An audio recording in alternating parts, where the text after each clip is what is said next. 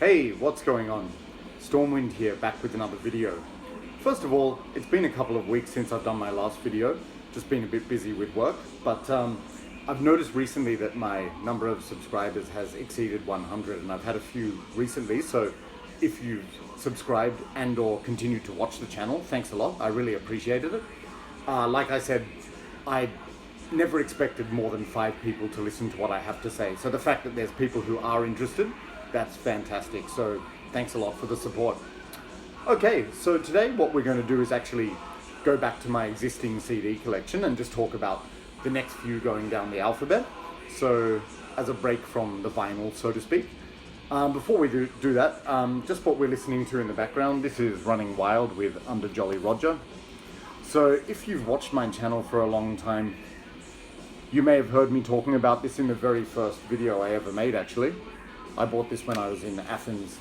So if you're not familiar with them, it's traditional heavy metal from Germany, crossed with a sort of harder edge, like elements of thrash metal, but just really energetic and old school style, like 1980s heavy metal, but I think they're quite distinct at the same time, so I really like them. Anyway, if you haven't heard this band, you should definitely check them out, and this is a great album to start with. So this is Running Wild with Under Jolly Roger. Alright, so with the CDs I'm talking about today, it's pretty eclectic, so hopefully there's something for everyone, in the sense that there's several different genres, some of which I've never spoken about before, so something different. So I hope you find something which you enjoy. Alright, so the first CD I'm going to talk about today, this is Bewitched with Diabolical Desecration. So if you watched my last video, you might be thinking, hey, he just spoke about that one. That's right, so in my last video I spoke about black metal vinyl, and this was included in there. So actually I got the Bewitched albums on CD before I got the vinyl, so if you didn't watch my previous video, go back and check that out, and it's got a very detailed review of these particular albums, so it means that today I won't need to talk about them so much. So again, broken case, but there's the disc, and it's got that message there, play it loud and blow your fucking brains out. Very nice. Obviously that's not to be taken seriously, so that's a disclaimer. Then you've got the inner booklet, and yeah, cover artwork, and these were featured in the vinyl version which I showed recently, but obviously the layout's a little bit different. There's that iconic photo of the band and all of the lyrics. Yeah, I really like the art direction for this particular album. So if you didn't watch my previous video, basically the way I described this album, this band, is it's black speed metal. So what does that mean? Essentially it's 80s speed metal crossed with black metal vocals. So everything musically is in the vein of bands such as Exciter, Accept, and Merciful Fate, especially on this album. But vocally there's the raspy black metal vocals. So that just makes for really catchy songs, blistering guitar solos, and a lot of fun. It's great. As I mentioned, when I was 19 years old, I'd never heard a concept like this, that you could have a speed and black metal band crossed together, thinking, no, it's impossible. But then I actually went ahead and discovered this band and thought, this is fantastic. So this particular band I've listened to now for over 20 years, they're still going strong. So like this album and the next one have had a great impact on me. Just if you like really fast, aggressive, energetic, catchy speed metal crossed with black metal vocals, you're really going to enjoy this. As I mentioned in the previous video, some of my favorite songs are Hard as Steel, Hot as Hell, Hell Cult, Death Spell, Bloodthirst, Burn in Paradise, Triumph of Evil, Dressed in Blood. Yeah, but the whole album is great, not a bad track on there. So if you'd like something different in the black metal realms, yeah, check this album out. This is Bewitched with Diabolical Desecration. Alright, now the next CD I'm going to talk about, I also talked about in my previous video, but again the vinyl version. So this is Bewitched with Pentagram Prayer. So once again, I've spoken about this album in quite a lot of detail in the previous video, so go ahead and check that out if you're interested. But what I said in that particular video was that this album is more of the same. It continues in the same vein, so black speed metal, energetic speed metal with raspy vocals. But in my opinion, like, both albums are excellent, the previous one and this one. I just happen to like this one even more because it's gone in an even rockier direction, in the sense that maybe this one is more in the vein of traditional heavy metal. It goes further in that direction, although it has more in common with early Iron Maiden and Accept than Merciful Fate. So the first particular album took a lot of influence from Merciful Fate. This one's going more in the sort of straightforward rocky direction, but still brilliant. The songs are even catchier. The guitar tone is like bright, shiny, clean and powerful. It's brilliant. Some blistering guitar solos and just great, catchy anthemic songs. So as I mentioned in that video, some of my favorite tracks are Hallways to Hell, Demon Dawn, Night of the Sinner, Satan's Claw, Hell Blood, The Night Stalker, Sacrifice to Satan, and Hell Cult Attack. But once again, no bad tracks on this album. So you might think I'm skimping over these particular albums quickly. I'm not, I just don't want to be boring and repetitive. So if you'd like even more detailed reviews about these albums, check out my previous video, which is called Black Metal Vinyl Volume 2. So anyway, this particular album I've been a fan of for 23 years now, and it's still on regular rotation because it's just marvelous. So check it out if you haven't. That's Bewitched with Pentagram Prayer. Cool artwork as well, by the way. Okay, so up next I've got another Bewitched album, and this is one that I've never spoken about before because I don't have it on vinyl.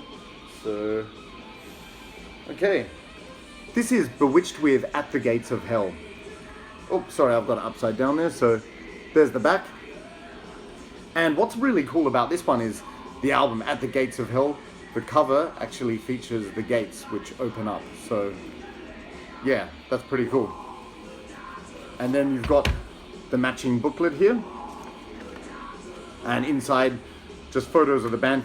You can see that they've shed the corpse paint on this particular album, so that's a difference. The previous ones they did wear corpse paint, and I think that's a reflection of the change in style. So when I say that, it's definitely still black speed metal. The only difference is I mentioned that Pentagram Prayer went in a more heavy metal direction. This goes even further in that direction, so they're sort of becoming not less extreme, but like at the beginning it's very fast and aggressive power metal, speed metal oriented.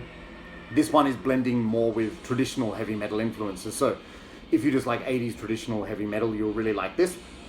Yes, it still has the raspy vocals, but they're toned down a little bit, and there's a tinge of melody in Varga's voice, so it's not just like screaming. Like he's actually got some tinge of melody, a bit like, you know, Lemmy from Motorhead. Not that style, but you know what I mean. Like Lemmy, there's some melody in his voice. So I think that's a reflection of the change in music. It was probably just a natural progression for them. But this particular album, I bought it like 2001, and I always looked at it as secondary to the previous two albums. And then I've been listening to it more in the last few months, and I actually realized I just didn't give it enough of a chance. Yeah, like it's a slightly refined direction, but it's a real grower, this album. So I definitely recommend it if you like Bewitched, and if you haven't checked any of the albums out, include this one for sure. Yeah, so again, more of the same thing, just a bit refined and heavy metal influences. Great catchy songs, again, not one bad track. This is a really catchy album. You just find yourself nodding along, tapping your head to it or tapping your foot, but great guitar solos. Yeah, just following that formula, but changing it slightly, and it's really good. So again, so many great songs on this. Again, like no bad ones at all, but some of my favorites would be The Devil's Daughters, At the Gates of Hell, The Sinner and the Saint, and Enemy of God. But all tracks are really good. Also, the highlight track for me is a cover song called Let the Blood Run Red.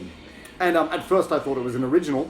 Doing some research, I found out it's a cover of the heavy metal band called Thor, which I believe are from Sweden. Anyway, I'd never heard of that band, but that track for sure is the standout one on this album. Let the Blood Run Red. Very catchy, very melodic, very 80s heavy metal. So you'll be singing along. It's just a very anthemic song that sticks in your head.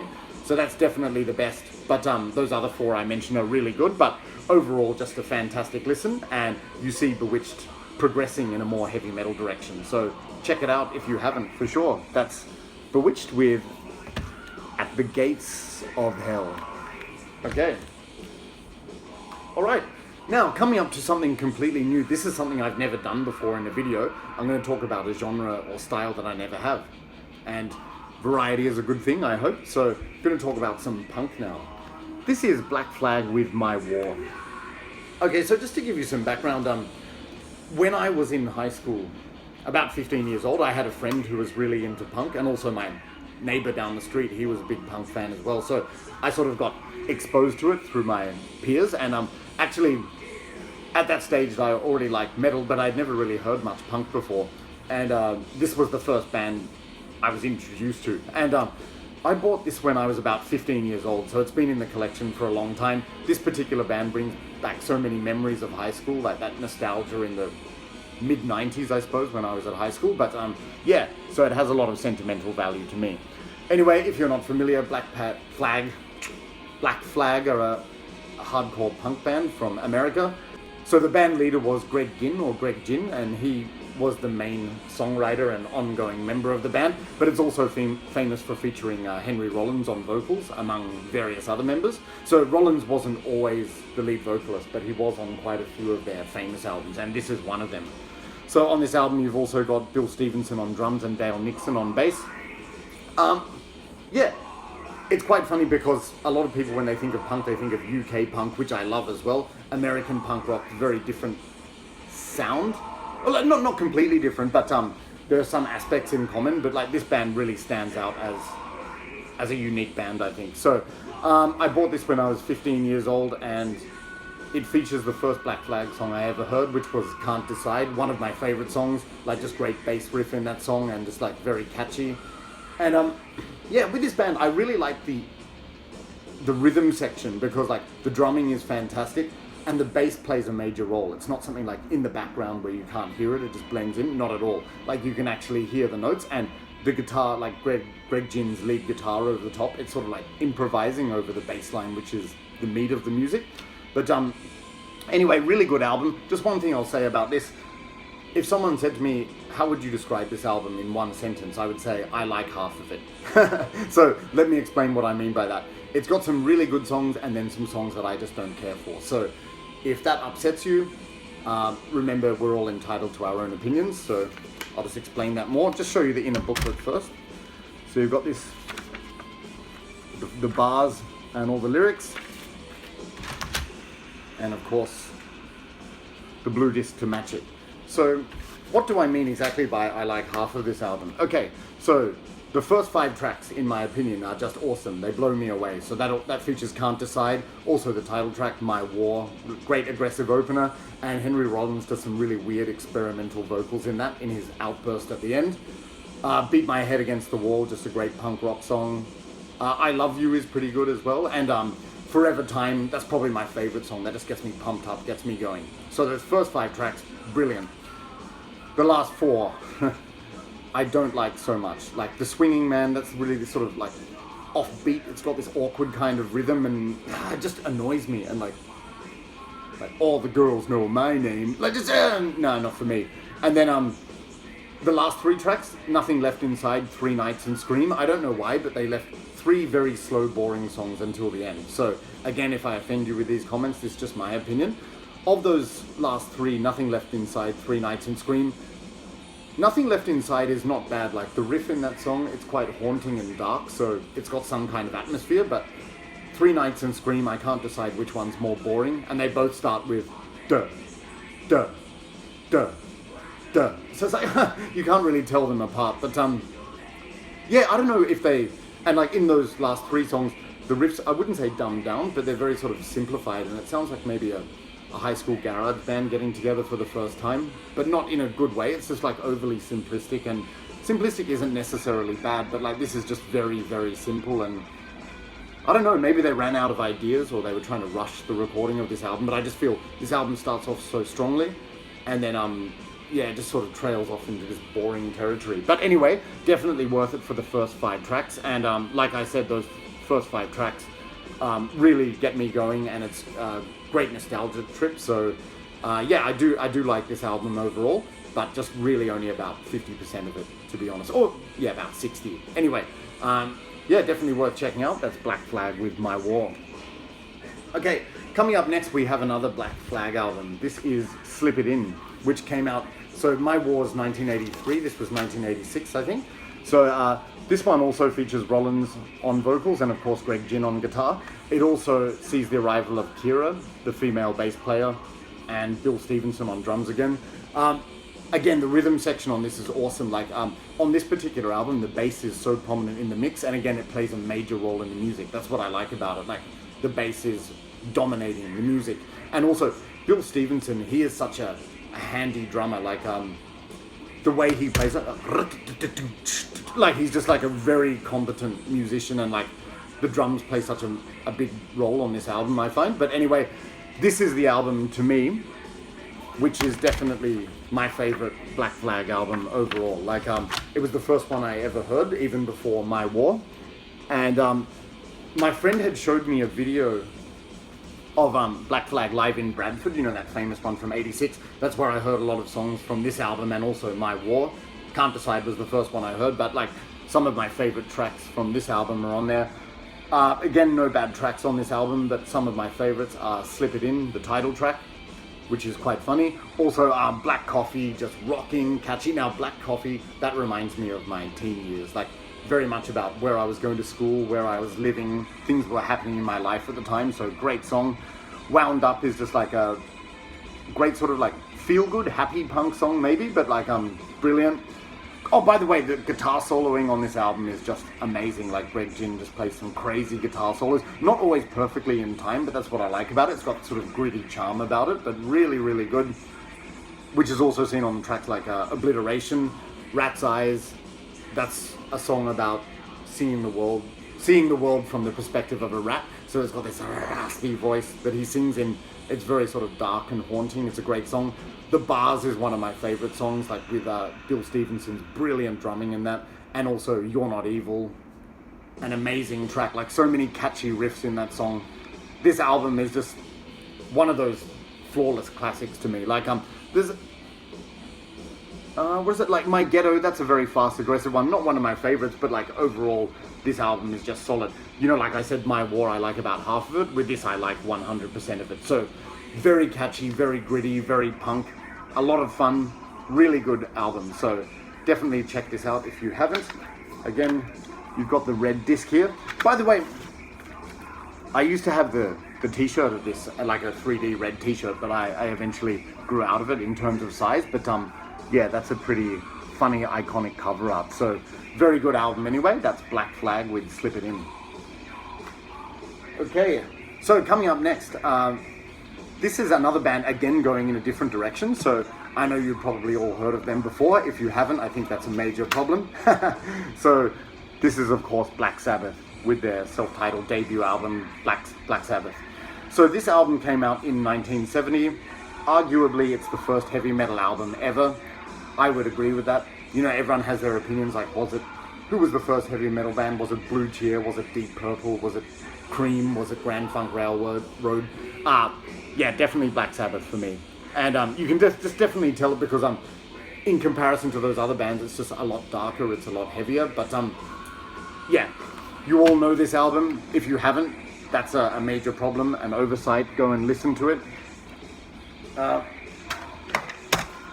So this album came out in 1970, and I feel like I used to think it's such an overkilled album in the sense that you've heard it played a million times, everyone knows all of the songs. Is that a bad thing? No, it's simply because it was so influential. So yes, it's overkilled with good reason, because this album was responsible for forging heavy metal in the first place.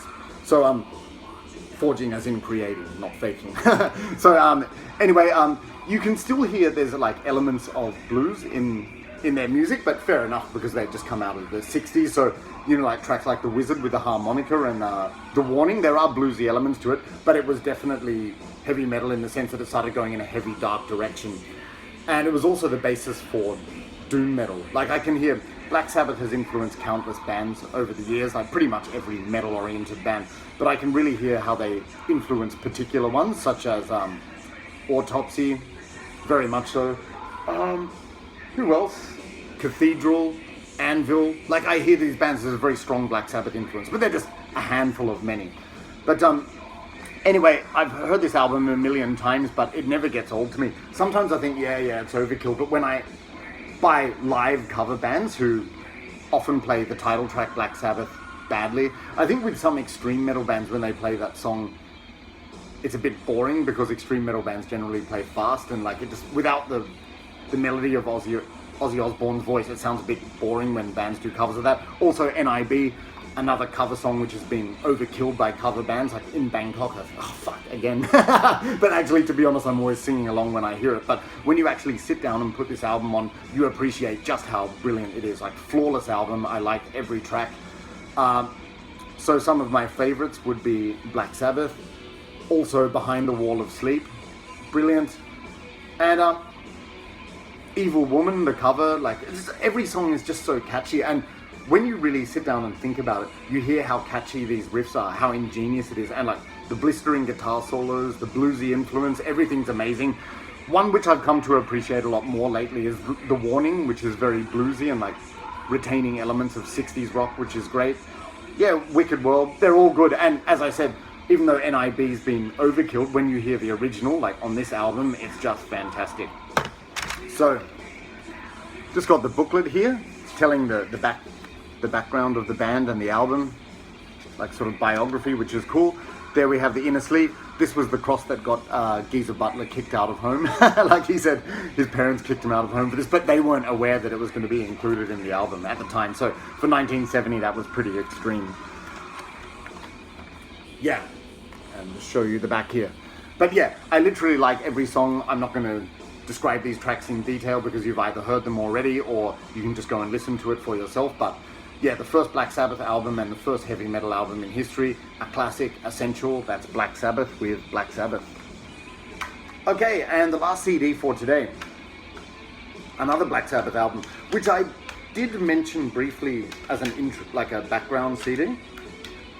But yeah, I've never spoken about it in detail. This is Black Sabbath with the Dio Years. There we go. So this cover is broken. Ow! Sharp edge there.